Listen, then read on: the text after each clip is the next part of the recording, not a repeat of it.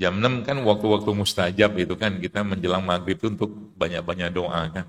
Anda sempatkan atau kita sempatkan 15 menit saja. Itu efeknya jauh lebih powerful dalam confirm obat. Saya bukan obat doang, dia penyembuh luar biasa. Saya mendengar ada salah satu jamaah yang kena kanker gitu kan. Saran saya, coba perbanyak 3 hal itu aja tadi. Kurma bisa nggak buat fat loss? Buat menurunkan berat badan? Bisa. Tapi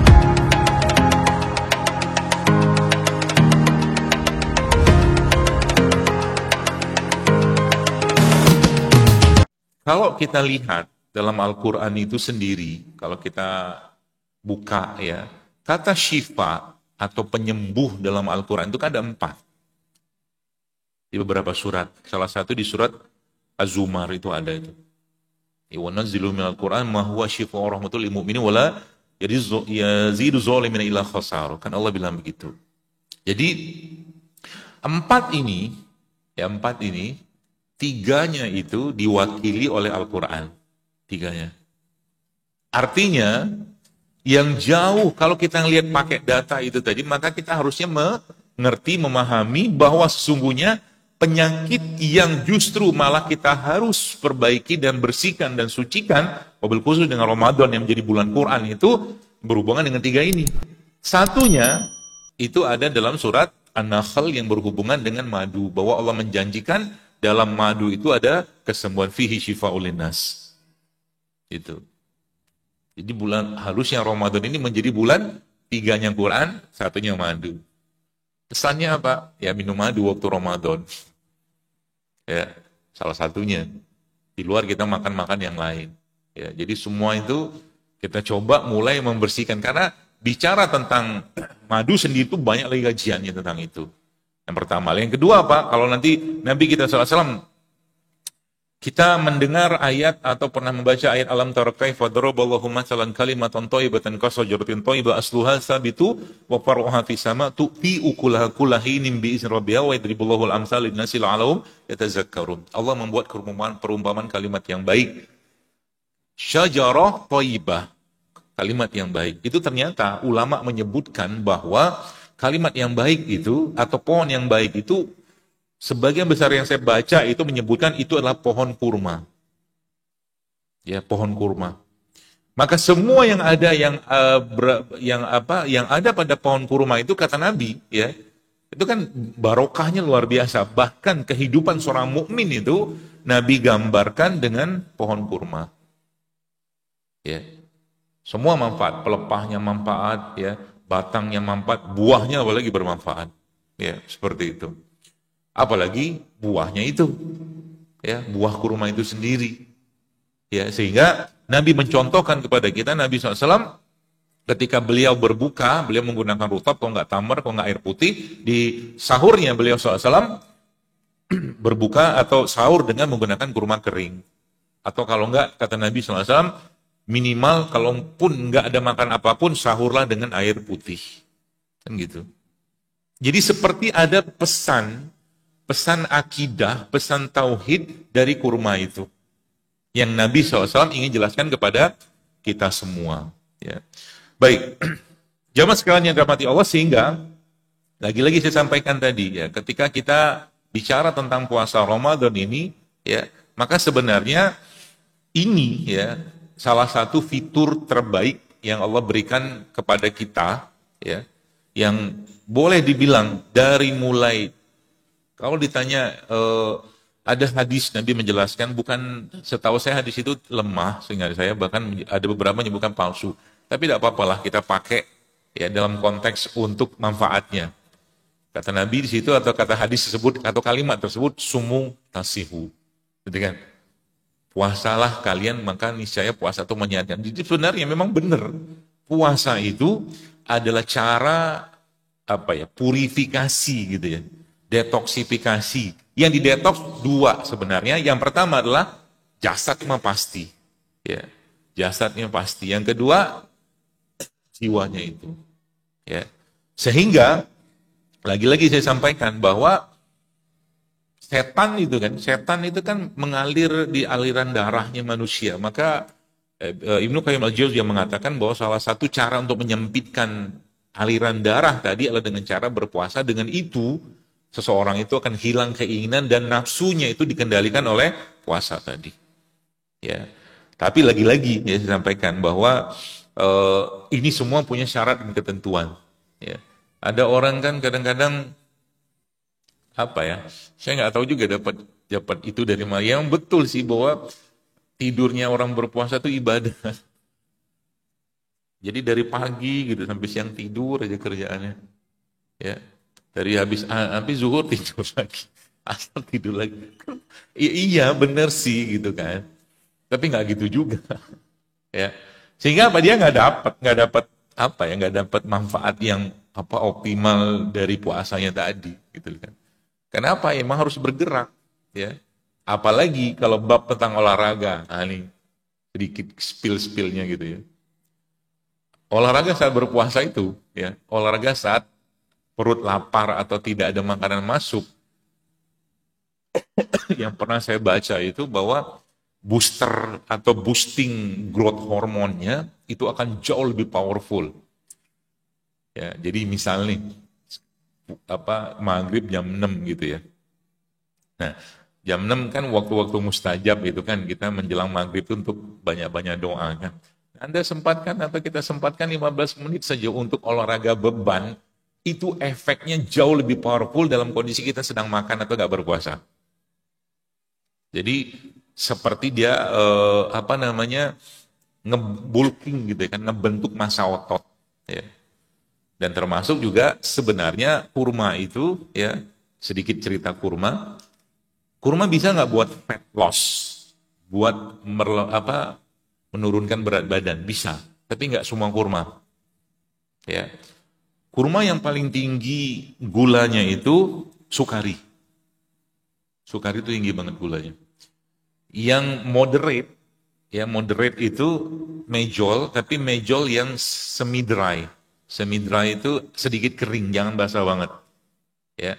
Yang paling natural ternyata gulanya itu adalah ajwa. Ajwa. Jadi kalau ceritanya mau bulking, ngisi massa otot, jadi misalkan nanti lagi habis exercise gitu kan, apa olahraga kayak begitu, makannya si siapa mejol tadi itu. Tapi kalau mau fat loss ya makanya kurma ajwa, karena beda di kadar gulanya. Overall memang kurma itu 75% kan gula sebenarnya, jadi nggak boleh banyak-banyak juga ya. Kalau mau dia apa ya lebih stabil lah mungkin gulanya itu, yang kemarin sempat lihat postingan saya itu ya memang ditambahin makan kurmanya sama butter atau makan kurmanya sama apa namanya kacang-kacangan lemak, nah gitu. Butter itu kan lemak tuh, boleh nggak pakai mentega dari nabati, kalau butter itu dari hewan ya, beda ceritanya ya, nanti cobain tuh, itu kenyang. Percayalah sebenarnya kita tuh waktu berbuka kalau tidak banyak hidangan di meja, aman kita. Benar kan? Kadang-kadang tuh di depan meja tuh berlimpah ruah, inilah itu segala macam gitu kan. Apalagi yang sudah mulai disiplin gitu ya, disiplin untuk tidak ada minyak di antara kita selama Ramadan. Gampang banget turun berat badan. Minyak nggak ada, terigu nggak ada, sebentar lah. Gula pasir nggak ada gitu kan. Cepet banget turun berat badan. Ya. Cuma memang nanti habis Ramadannya itu yang dia ngejar lagi, menaikkan berat badan, ngejar gitu ya, seperti itu. Baik, itu ya beberapa kaidahnya. Sehingga kalau kita lihat Bapak Ibu sekalian, berarti tadi ya, secara dia kalau mau dia berfungsi sebagai detox buat jiwa itu, syaratnya apa? Jangan banyak lagi asupan-asupan yang tidak baik secara emosional atau kejiwaan. Ya, ngomongnya nggak penting, ngobrol nggak penting, nggak ada ceritanya itu. Itu yang pertama. Yang kedua, banyakin masuk yang bagus-bagus untuk jiwa itu berupa Al-Quran. Al-Quran itu obat, Al-Quran itu confirm obat. Saya bukan obat doang, dia penyembuh luar biasa. Ya, tadi malam saya sempat ngisi di rakernya Asosiasi Ruqyah, ya, ARSI namanya. Saya bilang sama teman-teman peruqyah itu, saya bilang, dahsyat loh Al-Quran itu. Kenapa dahsyat? Coba lihat. Kisah di mana ada kepala kampung ya, yang kena sengat kalajengking itu kan. Itu kisah masyhur banget itu kan. Terus ada sahabat, sekumpulan sahabat yang lewat situ minta makan, nggak dikasih makan. Akhirnya mereka bertransaksi, ya, bertransaksi sama orang kampung itu. Oke, kalau gitu kepala kampung kami sakit, ya nggak apa-apa. Kami bantu mengobati dia, tapi syaratnya kamu kasih makan kami, kan gitu kan kisahnya kan. Yang menariknya buat saya itu apa coba? Itu kan kisahnya yang sakit itu, siapa namanya? Bukan siapa namanya. Si kepala kampung itu kan kena sengat kalajengking judulnya. Itu kan sakit fisik. Sakit fisik loh. Ya. Terus sahabat itu, bahasa saya gitu kan, iseng-iseng aja. Tapi iseng-iseng punya keyakinan kan gitu. Sama mereka, racun kalajengking itu diruqyah, dibacakan apa? Al-Fatihah doang, mungkin tanda kutip gitu ya. Al-Fatihah doang loh. Dan ternyata dilaporin ke Nabi SAW. Dilaporin ke Nabi. Oh, udah bener lah apa yang kalian kerjakan itu, kata Nabi kan. Bahwa Al-Fatihah itu apa, penyembuh yang luar biasa gitu kan. Itu ternyata itu apa coba? Ternyata kepala kampung itu kan non-muslim. Bukan Islam itu. Itu kan sakti itu. Kalau ngobatin orang ya muslim yang jelas-jelas dia sudah yakin, itu kan ini orang nggak yakin loh. Yang ngobatin juga nggak tahu, bukan nggak yakin, nggak tahu bahwa Al-Fatihah itu punya efek kayak begitu. Yang diobati juga orang non-muslim. Tapi efeknya dahsyat. Gitu kan? Jadi itu baru Al-Fatihah doang. Ya makanya berarti bisa dong sampai penyakit fisik, bisa. Allah bisa, yakinlah. Tadi saya mendengar ada salah satu jamaah yang kena kanker gitu kan. Saran saya coba perbanyak 3 hal itu aja tadi. Sedekahnya dibanyakin waktu Ramadan, ya. Puasanya diperkuat lagi dengan bacaan Al-Qur'annya, minta sama Allah kesembuhan. Ya, dengan puasa tadi, dengan wasilah puasa tadi, kita bertawassul gak apa-apa. Ya. Dan dengan bacaan Qur'annya, ya. Terus juga kalau memungkinkan kuat gitu kan, Masya Allah dengan sholat. Ya, Nabi itu masalah apapun yang beliau hadapi, yang beliau kerjakan pertama kali, wudhu, sholat, itu aja. Kenapa? Powerfulnya luar biasa sholat itu untuk menjaga diri seseorang. Dari penyakit apa? Dari penyakit hatinya. Kalau dikerjakan memang ikhlas lillahi ta'ala dan ada rasa di situ, maka sholat itu dari awal sholatnya saja sampai ya sampai apa? Sampai dia salam itu pasti punya efek, Bapak Ibu sekalian. Pasti punya efek. Karena setiap amalan itu kalau ada keutamaan yang luar biasa di situ, itu sebenarnya menurut saya pasti punya efek yang luar biasa juga buat jiwa dan jasad. Pasti, gak mungkin gak. Amal yang akan diperiksa pertama kali oleh Allah adalah sholat. Ya, maka Allah sudah menjelaskan dalam Al-Quran, ista'inu bisobri wassalah. Kata Allah kan gitu. Disuruh cari sabar, pertolongan itu dengan sabar dan sholat. Artinya apa? Ramadan itu seperti benar-benar digeber kita sama Allah, ya, dibersihkan, ya, dijauhkan kita dari murka Allah dengan sedekahnya kita, ya. Dan dengan Quran tadi, sehingga apa? Sombongnya hilang, hasadnya hilang, bencinya hilang, dendamnya hilang. Itu kan penyakit yang berat sebenarnya. Penyakit itu ya, emosi atau penyakit jiwa itu, yakinlah itu jauh lebih powerful menyebabkan masalah di jasad daripada penyakit jasad itu sendiri. Karena yang saya ketahui dan saya pelajari, sebagian besar jasad itu cuma efek saja. Cuma efek saja. Ya. Penyakit minder, merasa apa nggak disayang, merasa nggak ada yang perhatian segala macam, yakinlah bahwa sebenarnya itu semua adalah was-wasnya setan, sehingga akhirnya jiwanya itu punya kecenderungan untuk makan-makan tertentu. Saya kalau yang suka penelitian, coba deh data. Secara emosional, menurut saya ada akar masalahnya itu. Kenapa orang zaman sekarang gila tepung? Kenapa disuka tepung? Pagi tepung, siang tepung, sore tepung, malam tepung. Gitu kan? Dengan berbagai macam nama. Isinya tepung semua. Ya kan? Tepung dikasih gula. Ada namanya bolu. Apalagi itu? Tepung dikasih garam sedikit.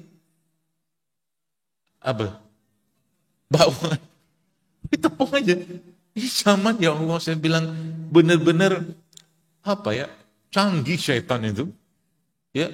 Jadi kadang-kadang saya tuh ya nggak kesal sih. Tapi kadang-kadang ya apa ya? Kayak orang itu ini ente sok-sok sehat banget sih gitu kan. Ketika ngomongin, mohon maaf gitu kan, ngomongin madu, ya, ngomongin madu, ngomongin kunyit, ngomongin apa, ini kalau kita minum kira-kira ginjal kita aman nggak gitu kan? Nah, dia tak nanya ketika dia makan bakwan itu maksudnya. Apa maksudnya? Waktu dia makan bakwan, waktu dia makan kerupuk, waktu dia makan bolu, dia tanya dia, ini bahaya nggak? Itu loh. Jadi yang sehat-sehat itu memang jadi fitnah, makanya kalau bicara tentang hidup sehat itu musuhnya, wish, syaitan. Jelas, musuhnya syaitan. Gak gampang hidup sehat itu. Percayalah. Ya. Sebentar kita mau benerin dikit, ada masuk lagi tuh godaan. Entah teman kita, entah abang-abang yang jualan itu kan. Godaan maksudnya. Emang harus kuat-kuatnya di kita.